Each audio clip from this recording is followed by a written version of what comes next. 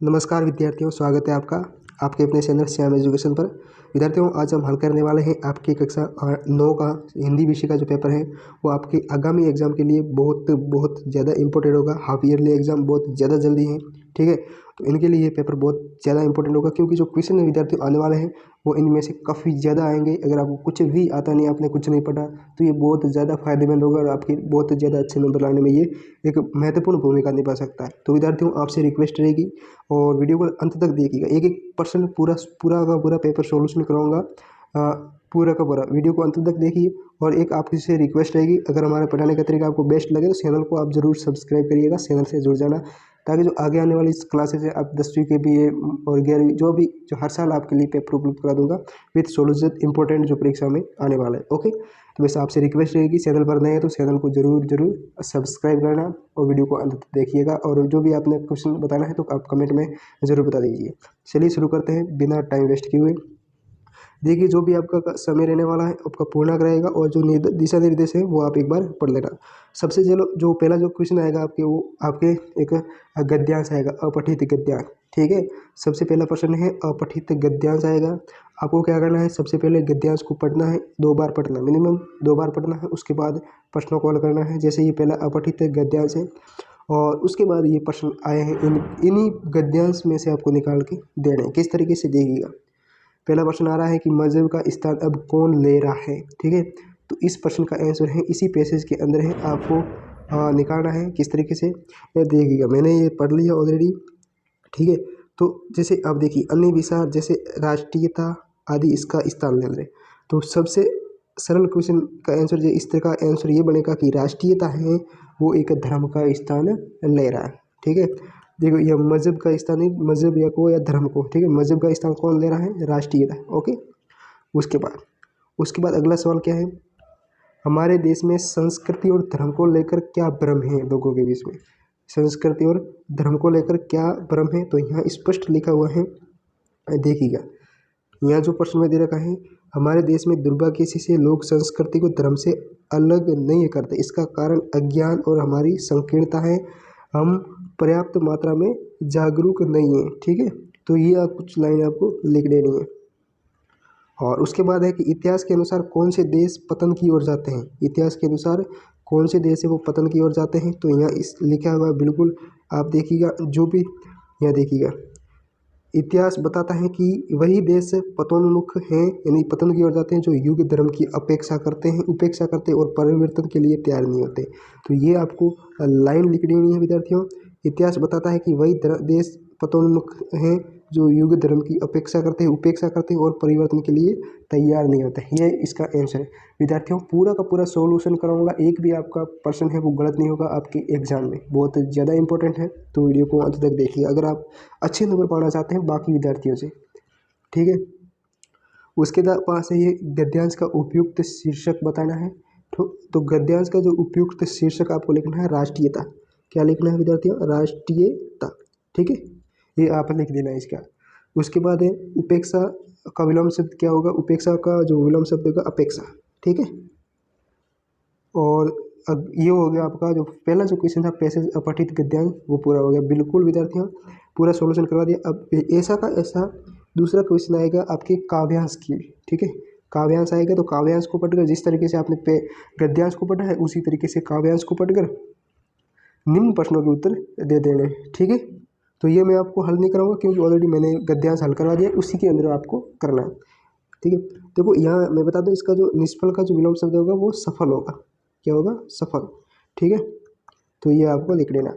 उसके बाद अगला जो क्वेश्चन आएगा आपके निबंध आएगा, लगभग 200 से आपको 300 शब्दों में आपको निबंध लिखना है। देखो, सबसे पहले चारों में से कोई एक पर लिखना है, ठीक है। स्वच्छ भारत मिशन, इंटरनेट, ज्ञान का भंडार, कन्या भ्रूण हत्या एक माँ बाप, विद्यार्थी और अनुशासन, इन चारों में से किसी एक पर आपको स्पष्ट 200 बढ़िया तरीके से 200 या 300 शब्दों में एक निबंध तैयार कर लेना है। उसके बाद क्वेश्चन आएंगे आपका स्वतः वो अथवा में आएंगे, यानी एक प्रश्न के अंदर 2 क्वेश्चन आएंगे। एक आएगा आपके मतलब आपके पिताजी का जयपुर स्थानांतरण हो गया है, अतः जयपुर के विद्यालय में प्रवेश लेने के लिए आपको स्थानांतरण प्रमाण पत्र, विद्यार्थियों स्थानांतरण प्रमाण पत्र टीसी है तो एक प्रार्थना पत्र अपने प्रधानाचार्य को लिखने हैं। ठीक है, तो ये प्रार्थना पत्र आएगा। और दूसरा आएगा कि आप धौलपुर निवासी ब्रजेश मिश्रा हैं, परीक्षा निकट है पर लाउड स्पीकरों के जो शोरगुल के कारण परीक्षा की तैयारी में एक व्यवधान पड़ रहा है। अपने जिलाधिकारी को एक प्रार्थना पत्र लिखे कि वह इन पर रोक लगाने हेतु आदेश देने की कृपा करें। यानी एक आपके जो आपको लेटर लिखना है कि कलेक्टर को, ठीक है, जिलाधिकारी क्या होता है, कलेक्टर, उसको लेटर लिखना है कि हमारे यहाँ शोरगुल ज़्यादा होता है, लाउड स्पीकर, जिसके कारण हमारे परीक्षा की तैयारी में एक बाधा उत्पन्न होती है, तो इसको बंद करवाने के बाबत आप कुछ आदेश दें। ठीक है, उसके बाद पार्ट आएगा ब पार्ट में आपके कुछ ग्रामर से रिलेटेड, व्याकरण से रिलेटेड कुछ क्वेश्चन आएंगे जो कि मैं आपको बता देता हूँ। देखो 500 क्वेश्चन के सही उत्तर का चयन कीजिए। तो यहाँ देर का हमने में वचन है। हमने का मतलब बहुत ज़्यादा है, हमने का मतलब एक से ज़्यादा है तो बहुवचन हो जाएगा। क्या हो जाएगा आपके उत्तर, इसका बहुवचन हो जाएगा। उसके बाद रवीश प्लस इस। देखिए विद्यार्थियों, ये जो है ना, बता दूं, ये आपके रवीश प्लस इस नहीं है। ठीक है, तो यहाँ जगत प्लस है। क्या है, जगत प्लस इस। इसका संधि विच्छेद क्या है, तो जगदीश हो जाएगा। क्या हो जाएगा, जगदीश। ठीक है, सो ऑप्शन सही होगा, जगत प्लस इस। ये ध्यान रखना। यहाँ जो आपका मिस प्रिंट हुई है ना, ये इसका ध्यान रखना। उसके बाद आपका छठा क्वेश्चन है कि निम्नलिखित वाक्यों में एक वचन से बहुवचन और बहुवचन से एक वचन में बदलना। बहुत आसान है। किस तरीके से, जैसे बच्चे खेल रहे हैं। ठीक है, तो बच्चे खेल रहे हैं तो इसका एक वचन करना है, तो बच्चे खेल रहे हैं तो इसका हो जाएगा बच्चा खेल रहा है। क्या करना है, बच्चा खेल रहा है। उसके बाद लड़का पुस्तक पढ़ रहा है, ये एक वचन है, तो यहाँ देखना लड़के पुस्तक पढ़ रहे हैं। क्या होगा, लड़के पुस्तक पढ़ रहे हैं। ओके, उसके बाद सातवां है प्रत्येक उपसर्ग से एक एक शब्द बनाइए। प्रत्येक उपसर्ग से आपको क्या बनाना है, शब्द बनाना। जैसे अनु, तो इसका हो जाएगा आपके अनुपयोगी। क्या हो जाएगा आपके अनुपयोगी। ठीक है, और उसके बाद ये ये तो इसका हो जाएगा उपकार। क्या हो जाएगा, उपकार। उसके बाद अभी, तो ये हो जाएगा अभिसार। ये अभिसार लिख दे सकते हो, अभिमान लिखते हो, कुछ भी लिख सकते हो। ठीक है, कोई भी आपको एक एक शब्द बनाना। तो पहला हो गया अनुपयोगी, उसके बाद उपकार, उसके बाद अभिसार। ठीक है, नेक्स्ट क्वेश्चन है 8वां। अग्नि और चंद्रमा के दो दो पर्यायवाची शब्द लिखिए। अग्नि का हो जाएगा आपके आग। क्या हो जाएगा, आग और ज्वाला। क्या लिखना, आग और ज्वाला लिख देना। उसके बाद चंद्रमा का हो जाएगा आपके शशि। क्या हो जाएगा, शशि।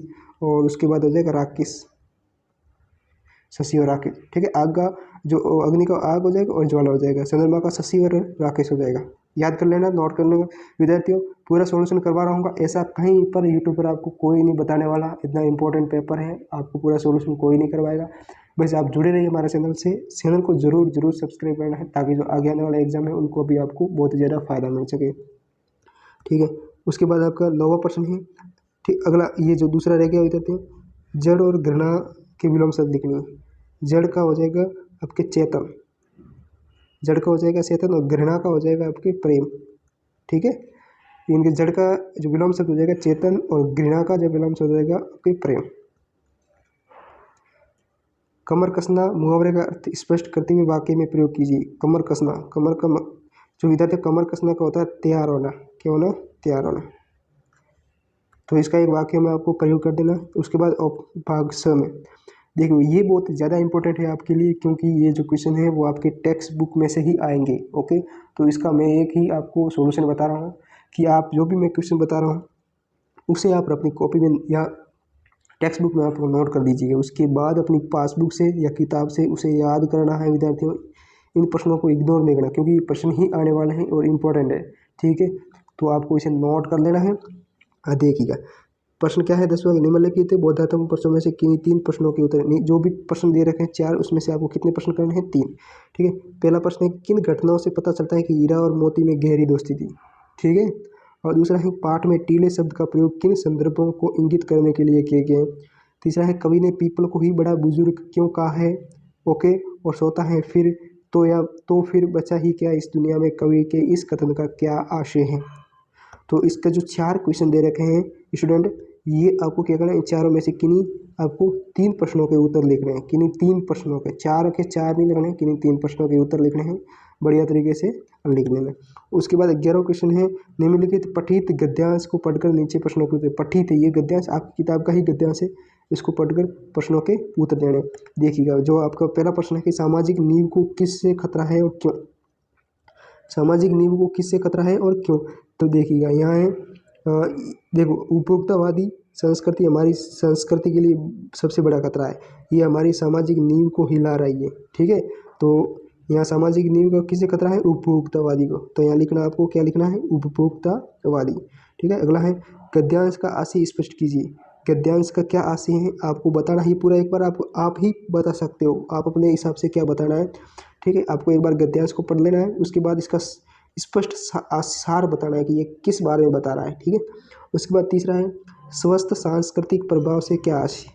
स्वस्थ सांस्कृतिक प्रभाव, और देखिएगा यहाँ जो प्रश्न दे रखा है विद्यार्थियों, इसमें देख लेना आप। स्वस्थ सांस्कृतिक प्रभाव यहाँ दे रखा है विद्यार्थियों, स्वस्थ सांस्कृतिक प्रभाव। तो यहाँ देखिए हमें अन्य संस्कृतियों के अच्छे प्रभावों को ग्रहण करने के लिए अपने दिलो दिमाग खुले रखने चाहिए, अर्थात हमें खुले मन से दूसरी संस्कृतियों की अच्छी बातें ग्रहण करनी चाहिए। ये एक स्वस्थ सांस्कृतिक प्रभाव है। ओके, उसके बाद अगला चौथा क्वेश्चन है, गांधी जी ने खुले मन से क्या स्वीकार करने की सलाह दी है? अच्छी बातें। क्या दी है? अच्छी बातें, ठीक है। तो ये आपको 4 प्रश्नों के जो मैंने आंसर इन्हीं में से निकाल के दे दिए हैं, बहुत आसान है। उसके बाद ये थे, ये भी आपके टेक्स्ट बुक्स में से क्वेश्चन है, निम्नलिखित प्रश्नों में से, ठीक है, किन्हीं 2 प्रश्नों के उत्तर लिखने, किन्हीं 2 प्रश्नों के। देखो पहला प्रश्न है कि सांवले सपनों की याद शीर्षक की सार्थकता पर टिप्पणी लिखिए। पहला प्रश्न ये है। दूसरा है मेरी बचपन के दिन पाठ के आधार पर लिखिए कि महादेवी वर्मा के जीवन पर किन किन लोगों का अत्यधिक प्रभाव पड़ा। और उसके बाद है जेब टटोली कोड़ी नपाई का क्या आशय है। तो इन तीनों में से विद्यार्थियों 2 ही प्रश्नों के उत्तर लिखने हैं, सिर्फ 2 ही, ठीक है। और इसे नोट कर लेना अपनी कॉपी में, फिर अपनी किताब या पासबुक से याद करना है। उसके बाद एक कबीर ने ईश्वर की प्राप्ति के लिए किन प्रचलित विश्वासों का खंडन किया। कबीर ने ईश्वर की प्राप्ति के लिए किन प्रचलित विश्वासों का खंडन किया, या अथवा आपके अनुसार वस्तुओं को खरीदने का आधार वस्तु की गुणवत्ता होनी चाहिए या उसका विज्ञापन तर्क देकर स्पष्ट कीजिए। तो इन दोनों में से कोई एक ही प्रश्न करना है, और उसके बाद ये याद कर लेना विद्यार्थियों आपकी परीक्षा के लिए। 14वां क्वेश्चन, निम्नलिखित प्रश्नों में से किन्हीं 3 प्रश्नों के उत्तर लिखने हैं। पहला प्रश्न है कि मृत्यु का तरल दूध किसे कहा गया और क्यों। दूसरा है रीढ़ की हड्डी एकांकी का उद्देश्य क्या है। तीसरा है लेखिका ने अपने नानी को कभी देखा भी नहीं फिर भी उसके व्यक्तित्व से क्यों प्रभावित थी। और अगला है कि सड़क दुर्घटना की कोई 2 कारण, सड़क दुर्घटना के कोई 2 कारण आपको बताने, ठीक है। तो ये है आपके लिए जो कक्षा 9th का हिंदी विषय का जो पेपर था, पूरा का पूरा मैंने सॉल्यूशन करवा दिया। उम्मीद करता हूँ कि आपने वीडियो को अंत तक देखा होगा, चैनल को सब्सक्राइब किया होगा। मिलते हैं अगले वीडियो में, आप तक बने रहिए हमारे चैनल पर। नए पेपर के साथ मिलते हैं अगले वीडियो में। धन्यवाद, जय हिंद।